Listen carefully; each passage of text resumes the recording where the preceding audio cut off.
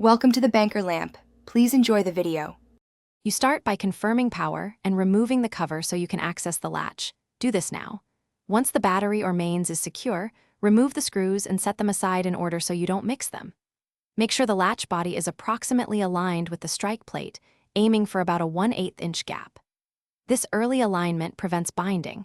If it feels tight, slightly loosen mounting screws and reseat the latch before proceeding to motor and sensor connections. Next, connect the motor leads, ground, and any sensor wires following the color code. This is where most errors happen, so double-check each terminal. Once wired, apply a momentary power pulse to test motor travel and listen. Smooth motion means correct polarity in gearing. If travel hits a hard stop, adjust the internal mechanical limit screws or program electronic travel in 1-unit steps until throw matches the strike plate. Finish by reinstalling the cover and torquing screws to the manufacturer's spec so nothing shifts under load. Once done, run a full cycle test.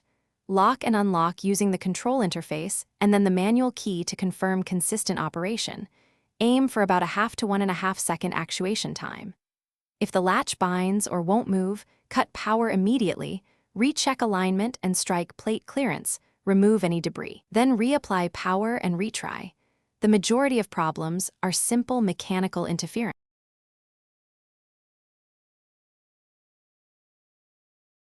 Thanks for watching. If this was helpful, leave a like and consider subscribing. See you next time.